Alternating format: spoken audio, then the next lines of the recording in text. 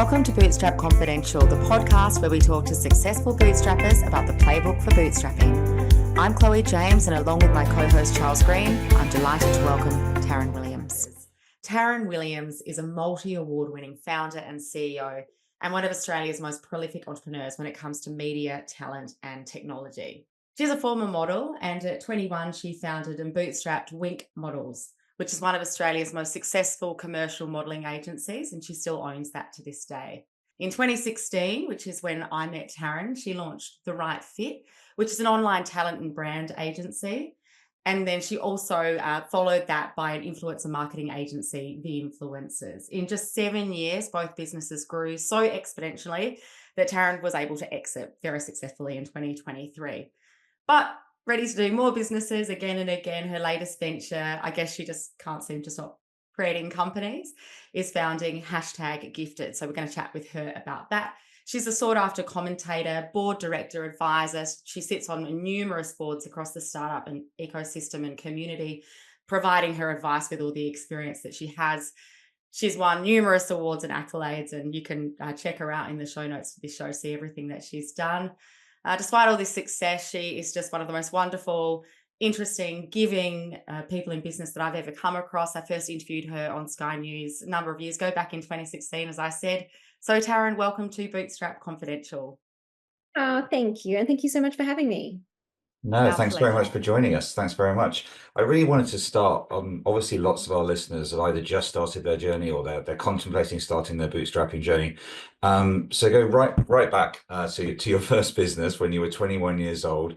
And what we talk about a lot is the need to have built some runway, some financial breathing space when you first start, so that you can try and like formulate a plan on the go, so to speak. So what did you do with that first business? Like how much runway did you build, and how did you kind of approach getting started?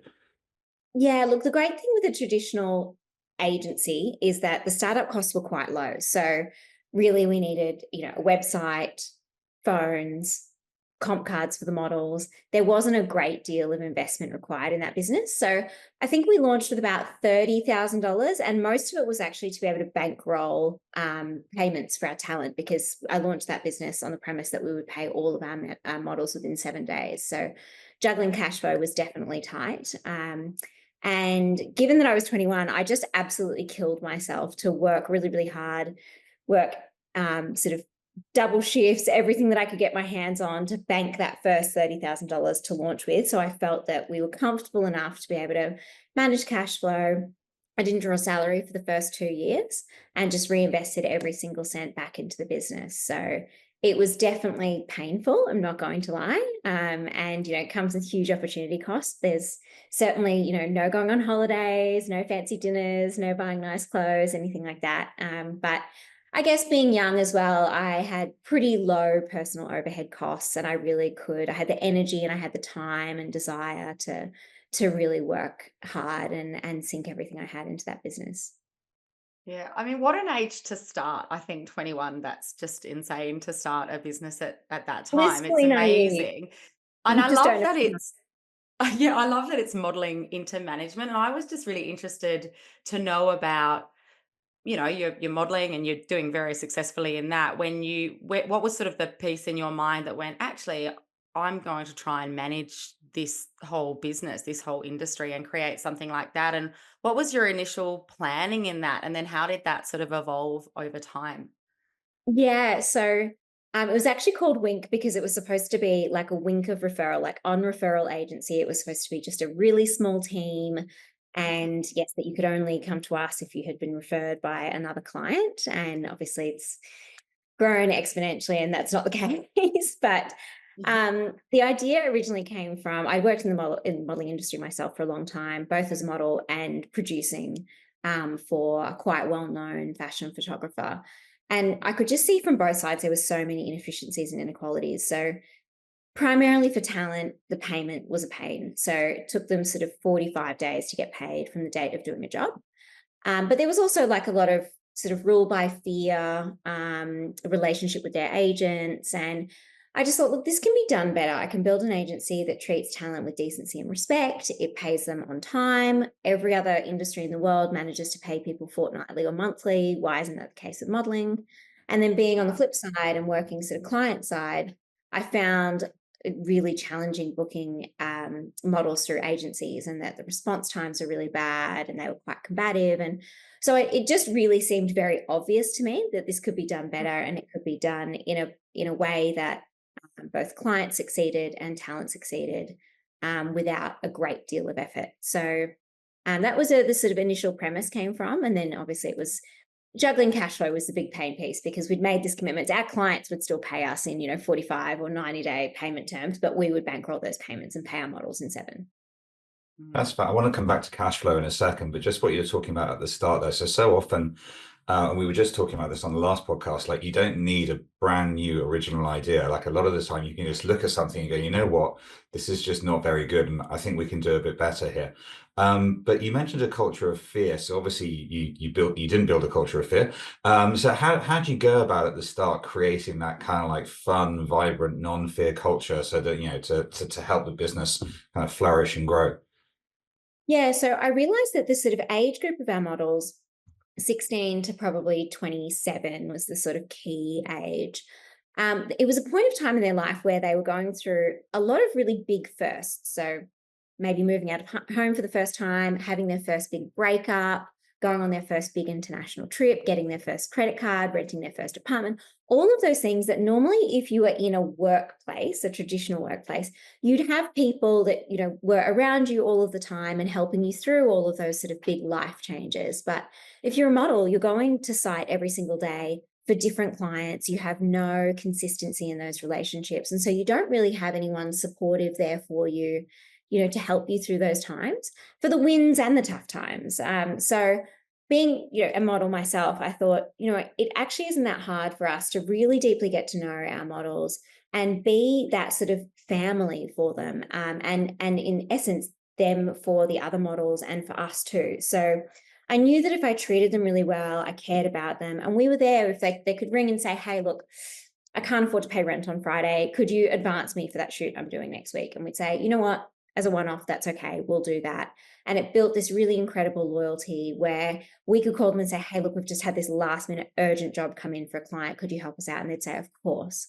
And so it built this really beautiful supportive culture. And, we've got models that have been with us like 15 years now, which is wild, that, I've seen go through having their first children and getting married and all of those things, which is really beautiful.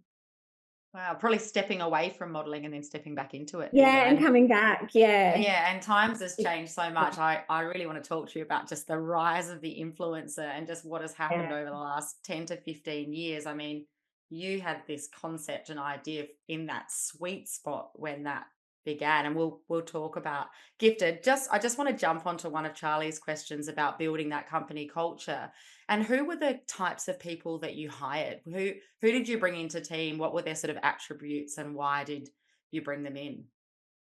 It was a mix of people who had deep domain experience in the industry. So they'd either been producers or worked in PR agencies or fashion buyers, anyone who sort of really understood how the industry itself worked, or they were ex-talent, so models, actors, anyone in that sort of creative community. So they'd been either side of the transaction before, so they really understood how that worked. And look, I mean, I made a lot of really bad hires. That's still something that I struggle with, is really identifying before someone starts what they're going to be like, what sort of, if they're going to fit in the company culture. I think the only thing that I probably got better with over time is that in all of my companies, I think people are now pretty clear what the company values are and the culture is going to be like. And, especially with fast growth tech companies, like it's very different to working in an agency business. So like, you really have to sign up for that and get really clear about what that means in terms of career growth, progression, all of those things. So I think hiring is really hard, getting that culture right, and then keeping it right over time. As you have different team members join and leave, and as the company scales, we went from 40 models, I think, when we launched, to 650. So it's a huge difference in the number of team members that we needed to make that work. And Absolutely. how And do I you keep I that mean, going? I'm really interested to understand. So obviously it's as you said at the start, it's all about how really family feel and like making sure you're there to support the models and everything. And I can understand how that works with 40 models, but when you scale to 600, I mean, you didn't pay yourself for 2 years, or go on any holidays or anything. You're obviously under a huge amount of personal pressure. You've got cash flow, really, really tight cash flow management, and which you've got to stay on top of. And at the same time, potentially advancing some of your talent for when they get into a spot of bother. So how do you keep that kind of like? Firstly, how do you instill that culture and the values, and then how do you make sure when the 601st person walks in, they go, right, okay, so I get the culture and the values straight away. I'm just really keen to kind of understand that. Yeah, it was much easier when I was still in the business day to day. So I still own the company, but I don't work in the business. And so I think that culture really permeates down from the top. We would have lots of get-togethers with our talent throughout the years, and I would frequently be out on site, meeting them, getting to know them, taking them to functions with us. And so that was really good. The sort of talent really got to understand what I was about, and therefore what the agency was about.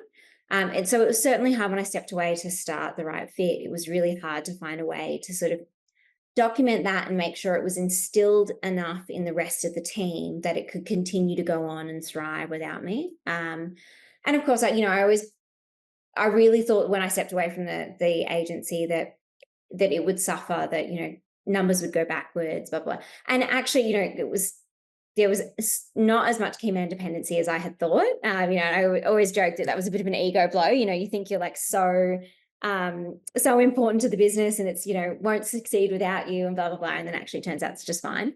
But I think it was because I'd had a great team who had been working with me for such a long time by that point. And Wink was pretty established. I think it was maybe 10 years old or something like that by that point. So people were pretty clear. Our clients were really clear about how we executed, what we stood for, the kind of talent we represented. And we did spend a lot of time building a custom tech platform that services a lot of that. So manages all of the onboarding of our talent, payroll integration, calendar management. So clients and talent get a really seamless touch point, sort of end to end, which I think was a big part of it, as well as making sure that it was always a consistent experience for them. Yeah, I love what you say about the ego blow there. I remember the first day I went back in, having left the business and stepped down, and I went in and everything was running just fine without me. Like I hadn't been there every day for 18 years. It was devastating. Like I know. at You think back to all those times where you're like, I can't possibly go on holiday because the business will fall over, and you're like, well, it turns out it would have been just fine. Yeah, no, it was devastating. But what are some of the key differences when you're when you're building the culture for tech? That's like because that's so different. So and also when you're not there every day. So how do you go about? You talked about documenting it, but like how what are some of the things that anyone starting a bootstrapping a tech business should be thinking about when they're thinking about how to get that culture embedded from day one? It's really hard. I'm not going to lie to you. I often look back and think how naive I was starting the Right Fit. I thought I've got so much, I had whatever, 10 years, 12 years business experience by that point. I was like, I'm an old hat at this. I can do this with my eyes closed. Such a different beast. First, your costs to even just get a product to market are so much higher. So I bootstrapped the first, I don't know, $450,000 of that business before we raised venture capital. And that was really just to get an MVP, get it to market, get some semblance of product market fit, enough for us to go and raise capital on. So, it's a big chunk of cash to commit to a business. And, it was still a really lean team to do that. So your risks are higher, your investment is higher. Frequently you have a remote team or a distributed team. So we were really lucky with the Right Fit that we had all of our employees at the start were Sydney based, which definitely sort of moved things more quickly. Both of our engineers, our product manager, myself, and our head of customer success.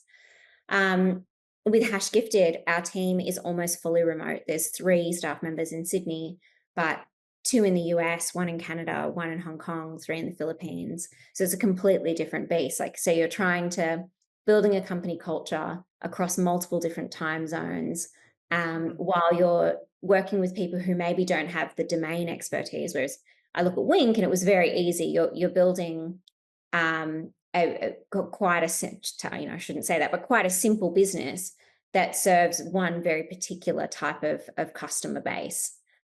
Whereas businesses like The Right Fit and Hash Gifted, you've got an engineering team, go-to-market team, marketing, sales, customer success, and then you've got creator acquisition on the opposite side. So it was just a completely different, much more challenging, much more expensive businesses to start. So I think it's a lot more complex building any kind of, tech business, digital business, especially if it's a custom build. Like if you're not using a, off the shelves that a Shopify solution, it's hard. I'm not gonna lie. You chatted a bit about product market fit, and on our last episode, we were talking about that, and Charles and our other guests were talking about just the importance of just getting something out into market and just iterating as you go, getting feedback from your customers. Would that be your experience as well with the products that you've launched? And I just think that the closer you can be to the customer, the better. Like for the first probably 5 or 6 years of The Right Fit, I still did the first and last hour of customer service every day and weekend customer service because I wanted to be really, really close to customer, hear their pain points, hear their ideas. Customers love, like they're often so, open to reaching out, having a chat, giving you their ideas, telling you how they heard about you, all of those things. But I couldn't agree with you more. It's just about getting something in people's hands, iterating from there. So often what you think they need is not what they need. And so building a quick, dirty MVP, getting it into market, and then iterating as you go, as opposed to building this bigger than Ben-Hur system and then going, actually, we're going to have to rip a bunch of this stuff out and it's actually not solving the needs of our customers. Yeah, it's interesting what you say about, it's often not what you think they need that they actually need, because almost every instance, like talking to Bootstrap founders, they started with an idea, they got something out there, they started talking to customers. We always talk about, listen to talk to your prospects and listen really hard. And it always ends up slightly different to what you intended or what you originally thought is where you kind of end up. That's where the pain point is, and that's where you can create a solution. Which is why it's so dangerous to build this huge great products with all these amazing features without talking to anyone. It's almost setting yourself up for kind of failure. But yeah, that's extraordinary. Like an hour, first hour and the last hour, and all the weekends, just talking and listening to customers. And one of the things that always I think people underestimate is customers are often quite surprised when they can talk to a founder and say, "Hey, I like this, but I didn't like this. Can you change it?" and give you that feedback. Is that kind of what you found? Because customers are trained just to, I've bought this and that's it. So it's always quite nice for them to have that opportunity. Yeah, absolutely. And I found it fascinating. I was also addicted to watching log rockets, like user session recordings, because, it gives you this really sort of 360 view of a customer. You can speak to them and hear what they say, like, I didn't find this easy, or I wasn't sure about what to do here, or I would have liked it if I could have done X, Y, and Z, or if the payment process worked this way. And then you can go and watch a user recording of their session and go, oh, I can see like, wow, that isn't a seamless flow, or we could improve that. Or if we, had this function here, it would have solved that problem. And so you kind of get what they're willing to tell you and what they want to tell you and what makes sense because sometimes they can't articulate what it is that they're struggling with. And they often have so many great ideas. And so you get that piece, and then you get what they don't know to tell you or what they might not have thought of to tell you. And you realize, if you put all of that together, you can just improve the product exponentially, really easily for no cost. It's just the power of staying really close to your customer. How did you grow and scale things when you were kind of in these like early days and as it was building? And I just want to touch a little bit on that launching The Right Fit. Was that just a natural progression? You saw what was happening with Wink, and then obviously everything really began booming in that influencer land, which now is just huge. It's just such a huge part of the world. How did you grow and scale those things? And was that a natural evolution? Yeah, so I built this, talking about not building an MVP, I built this bigger than Ben-Hur system for Wink that was like ridiculous, and I spec'd every single feature that I, definitely didn't need. But I built this huge piece of proprietary software and then got to the end of that build and went, oh my God, I should have built this as a marketplace. I should have built this for clients to be able to use directly, as opposed to it being a custom system just for our agency. Yeah. And then I sort of thought, should I white label it and sell it to other agencies? And I went and did a lot of research and spoke to a lot of customers, a lot of talent, and sort of said, if I built a marketplace, an open source marketplace for models and influencers and photographers and makeup artists, would you use it? What would your concerns be, pain points? And it was just around the time that Freelancer and Airtasker was starting. So there was sort of a proof of concept for people using marketplaces for sort of human being bookings. And so that I thought, okay, I'm going to try this because someone's going to build a marketplace. Someone is going to go after this space. And I'd rather be the person innovating and doing it than being cannibalized. So it was a pretty risky decision, absolutely, because I was essentially bleeding cash from my existing profitable, scalable, lovely business, and had a great reputation and blah, blah, blah, bleeding it dry to build a marketplace that could potentially long-term cannibalize that business entirely. So people were like, you're mad, you shouldn't be doing this. But I sort of fell in love with the idea of building things with technology as well, and looking for new opportunities that could be more scalable than just, a talent agency in Australia. So, by the time I sold The Right Fit, we had 17,000 talent and 11,000 clients. Like, it's just a scale you'd never be able to get to with a traditional agency. Going right back to when you first started your first business. Obviously, you're 21 years old. You're working every hour there is. You're getting it up and running, and then we're just talking about The Right Fit, and you're 10 to 12 years later, and you're building a marketplace and building all the technology. That's a massive personal kind of evolution and journey. And there's always that kind of moment when you're growing really, really quickly, particularly when you're bootstrapping, where something happens and you've now got a team and they look to you going, okay, this has happened, what's the answer? And you're kind of like a rabbit in the headlights going, okay, I need to come up with an answer, like, hey, this is what I think the answer is. So there's a kind of, as fast as the business is growing, you're growing and developing. So as you kind of grew and sort of became moved into the leadership roles that you have today, did you use mentors? Did you do course? I mean, what was the kind of personal journey there to get from like a 21-year-old trying something to kind of like where you are now? Yeah, I mean, D, all of the above is essentially the answer. I realized there was so much that I didn't know when I started a tech company. I didn't know the difference between a back end and front end engineer. Like, there were so many basic things that I just didn't know. I'd never been exposed to that world. And so I went and did a heap of courses, lots of online courses, lots of General Assembly courses, Academy XI. I just threw myself into it. I went and did things like negotiation at, I think it was UTS, the short courses like that. I just basically committed any spare time that I had to trying to improve myself, whether it being, from a leadership or management perspective, or down to really granular tools like email marketing and how to, do high performance email marketing campaigns and setting up Google Analytics. So I realized there was a lot I needed to learn, and I just sort of threw myself into it. Definitely, again, at the, personal cost to everything else in my life. Like, I didn't see friends, family, take holidays, worked weekends, blah, blah, blah.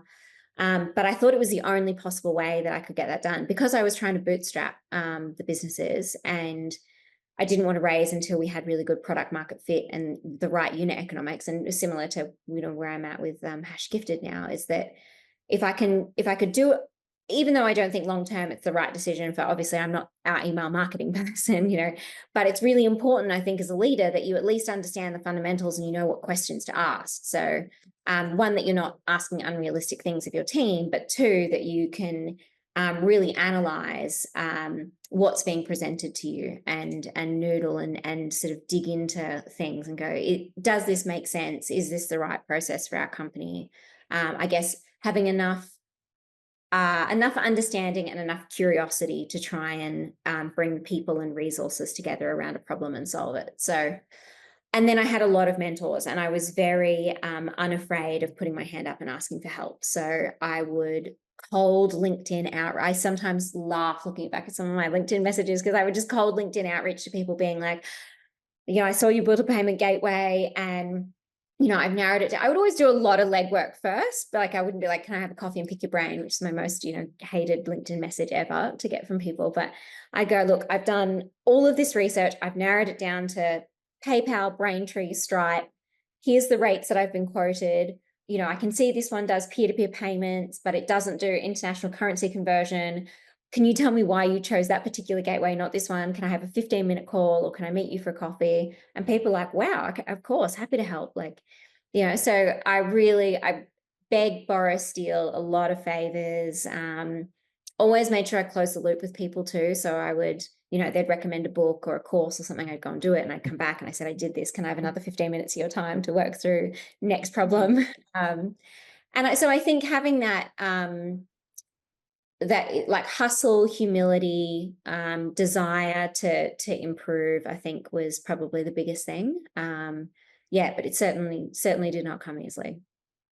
Wow. That is just such amazing advice, isn't it, for other founders out there? I just love that comment on, not just saying, can I have a coffee and pick your brain? I mean, that is so common, right? People are asking that kind of thing all the time, but there's a really great piece of advice there on doing your homework first, and, then following up and closing the loop, as you say, once it's finished. I mean, you sit as an advisor on numerous boards, which I mentioned at the top of our chat, fish burners, all the incubators are out there. What sort of advice do you give the founders that are in those incubators and that are starting out, and just in general, people starting out a business? I mean, it's not for the faint-hearted, which you can probably attest to, I'd say, but what other advice do you give, especially in a space where I think so many people just think, I want to start a company because, I want to be the next Nick Molnar billionaire.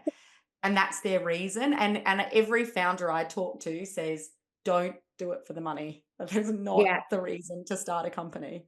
Definitely not. Because I think unless you're one of those very, very rare outsiders, I think you would probably make more money working at Macca's when you do the reverse engineering of how many hours you spend working in the business, stressing about the business, losing sleep over the business. So definitely don't do it for the money. I would not recommend that. But I think the power of your network is really important. So if you don't have a good network, go and try and build one. So join, like networking groups, startup hubs, incubators. Know what you don't know as quickly as you possibly can. So figure that out and surround yourself with people who can fill those gaps, or upskill yourself to fill those gaps. And I say to people often, I think there's been a real glamorization of entrepreneurship and founder life, and it's actually really brutal, and we should share more of that story. Because absolutely no shame in being an entrepreneur within an organization. There's so many organizations now that have great pathways for people who want to own a business unit or build out. All of the banks, all of the insurance companies all have innovation departments where you can go and, what Qantas have built with, Qantas One, Qantas Insurance, there's so many amazing opportunities to build something internally where you still get your safe salary, 4 weeks annual leave, sick leave, you get to sort of scratch that itch without taking the full risk. But you get to create. Yeah. Exactly. So I think there's other ways to sort of do it. And I think, if you are going to start your own thing, being very, very realistic about the toll it's going to take on you and your family and your, I always say there's never a right time, just jump headfirst in because, your kids are never going to be the right age and your mortgage is never going to be paid off and blah, blah, blah. Now I'm you need to be really, really clear and really certain and have a lot of open dialogue with your family, your partner, your kids, if you're going to bite off this, because it's incredibly taxing and it comes at a huge, personal cost. And, the number of marriages I've seen dissolve through founder journey, people losing their homes, it's high risk. So I think, making a very conscious decision and being really, really sure and really, really clear that you want to do it, and giving yourself, especially if you're bootstrapping, giving yourself a finite period of time to prove the idea out. And trying to detach the ego from that and saying, okay, I'm going to give myself 12 months, get an MVP out, get, some semblance of enough interest that it would be worth going to raise capital, or that I feel more comfortable in reinvesting in the business or whatever it might be, as opposed to constantly moving the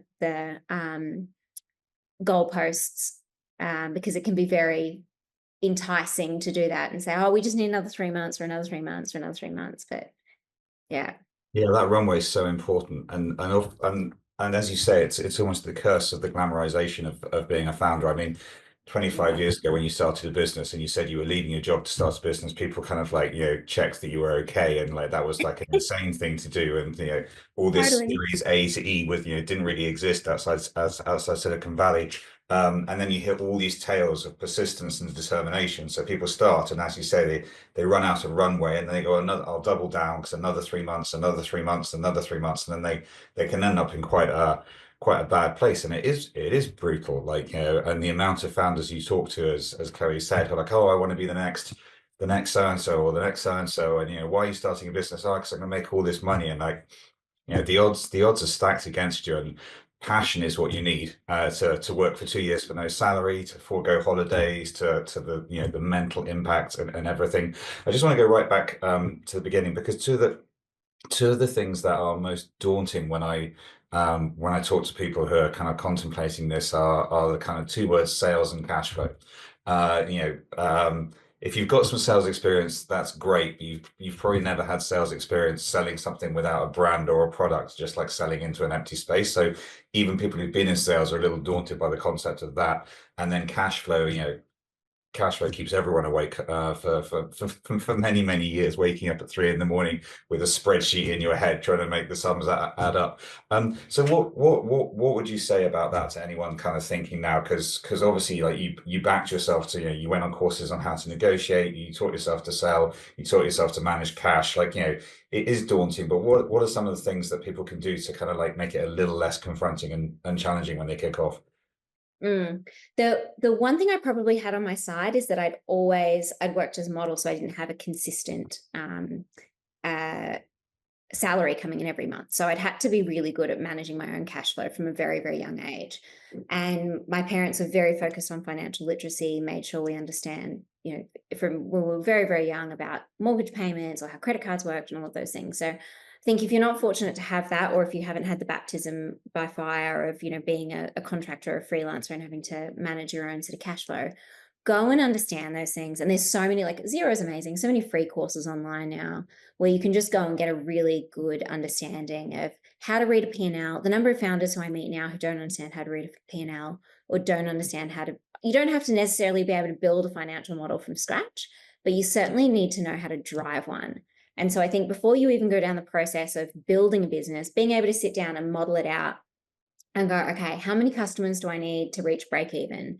What's our margin going to be? Put in all of your OPEX and go, okay, this is what I'm going to be able to do. And if I spend this much on marketing, how much do I think that's going to drive the top of funnel, or whatever it might be, depending on the business. And so you can actually go, oh, wow, this would never make sense. This business is going to take us 3 years to get to break even, or this business only makes sense if we sell this widget for $3,000 and no one's going to buy that widget for $3,000. So I think you can avoid so much pain by just, investing a little bit of money up front with someone to help you build a really robust financial model that you can understand and you can scenario build with and go, well, what if I did change it to 2,500, or whatever it might be? So that you feel like you've got control and understanding of your finances, I think is probably one of the biggest challenges I see with founders, is they can't make strategic decisions in their business because they don't understand the sort of underlying unit economics or what's driving success or failure. So they can't model those scenarios. They can't think about the impact of putting in another salesperson, or spending more money on marketing, or changing the pricing structure or anything like that. So it's so, so important, and can just avert you from making so many mistakes that can be so costly down the track. And then I think just getting people around you that you trust. It's never, so I shouldn't say never, but it's rarely a good use of a founder's time or an entrepreneur's time to be doing like basic bookkeeping. Certainly not a good idea to do your own tax. You need an expert for that. So surround yourself with really, really good people who have been on this journey before, who are ideally especially if it's a tech business, who know things like the R&D grants or innovation grants that you could apply for, because all of those things make such a difference. If you're getting 45 cents back on the dollar in R&D spend, that can make a huge difference, obviously, to the cash flow that you have available to the business. So I think understand the basics, Make sure that you really have the idea of being able to build scenarios and understand the sort of unit economics of your company, and then have really good people around you to sort of sense check and also provide sort of guidance and deeper sort of accounting, financial oversight and insight over time. Aaron, that's fantastic advice for anyone out there who's looking to found a business and to bootstrap it. It's really some really great tips there. So thank you very much. Thank you very much for joining us for half an hour. I'd love to carry on chatting, but we're kind of like we're out of time. But to anyone listening who's got any questions for Taryn, then just message us or any questions for us. It's been absolutely fantastic talking to you. It looks like a lovely day there in Melbourne, and enjoy the rest of the day. And thank you very much for your time.